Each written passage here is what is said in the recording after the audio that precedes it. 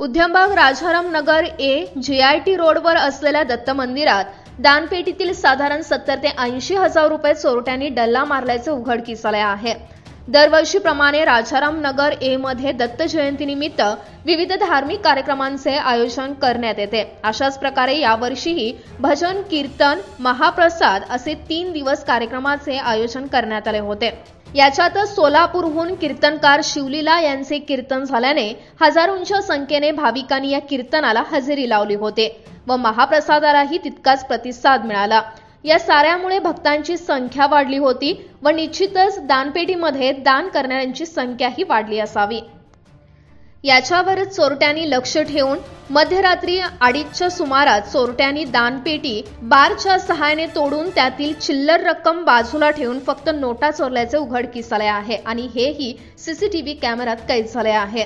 सकाळी पुजारी पूजा करण्यास मंदिरात आला असता हा प्रकार उघडकीस आल्याने उद्यमबाग पोलीस स्थानकात या प्रकरणाची नोंद करण्यात आली आहे। या प्रकरणाबद्दल पोलीस तपास करत आहेत। यावेळी देवस्थान कमिटीच्या ट्रस्टनी पोलिसांना या ठिकाणी गस्त घालावी व चोरट्यांना पकडून न्याय मिळवून देण्याची विनंती केली आहे।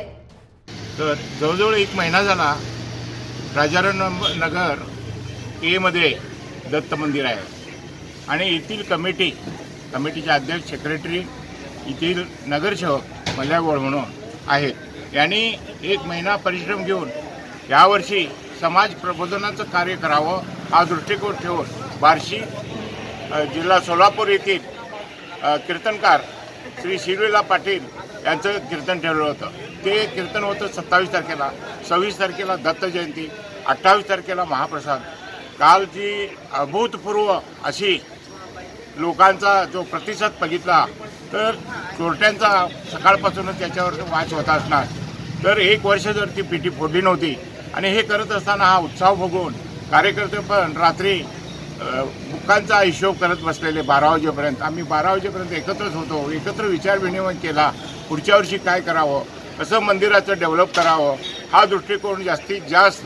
मग त्यावेळी मी म्हटलं माझी सुद्धा अडचण आली तर मी सुद्धा जास्तीत जास्त मदत करतो। हा बोलत असताना सगळे कार्यकर्ते उत्साहात होते आणि हे करत असताना पेटीचा डोक्यात कोणाचाही विचार आला नाही आणि त्या पेटीत 1 वर्षभराचे 70 ते 80 हजार रुपये असावेत असा दृष्टिकोन ठेवून आम्ही विचारत होतो की पुढच्या कामाला चालना मिळेल। परंतु रात्री 2:30 ते 3च्या दरम्यान चोरटे दोघं-तिघं येऊन ती पेटी फोडून त्याच्यातील काही चांदीच्या वस्तू असू दे, मूर्त्या असू दे, समई असू दे, काही नेल्या। 2 महिन्यापूर्वी येथील समई काही वस्तू चोरल्या होत्या, त्यावेळी याची पोलीस लोकांना कल्पना दिली होती। परंतु गस्त घालताना पोलीस म्हणतात की तुम्ही झोपलं पाहिजे, असं कधी झालेलं आहे काय? पोलिसांचं कर्तव्य आहे, त्यांनी ते काम पार पाडलं पाहिजे। त्यांना गव्हर्नमेंटने होलसेल गाड्या दिलेल्या आहेत, रात्रीची गस्त, दोन्ही साईडनं रोड आहेत, दोन्ही साईडनं गाडी फिरण्याचं का असताना रात्री 2-2:30च्या दरम्यान बऱ्याच ठिकाणी असे मंदिरामध्ये चोरी व्हायला, पोलिसांचं याच्याकडे दुर्लक्ष व्हायला। मी सांगू इच्छितो पोलिसांनी हे आपलं कर्तव्य व्यवस्थित चोख पार पाडावं आणि समाजाला न्याय मिळवून द्याल अशी अपेक्षा करतो। चोरी झाल्यानंतर पोलिसांनी काय फिंगरप्रिंट वगैरे काय? पोलिसांनी सकाळी पुजारी आल्यानंतर हा सगळा प्रकार आल्यानंतर आमचे सेक्रेटरी अमित दोडमणी यांनी मला बोलवलं की साहेब तुम्ही या आणि या ठिकाणी चोरी झालेली आहे आणि पोलीस येतील, पत्रकार येतील, रिपोर्टर येतील, त्यांना जबाब देण्यासाठी आम्ही इकडे आले पाहिजे। तर ते CCTV फुटेज पाहिलं तर त्याच्यात 2-3 चोरटे दिसतात।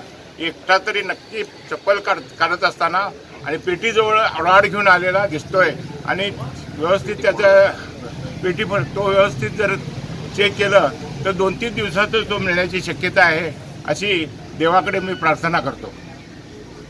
Mahadev Pawar, canon city news, Belgaum.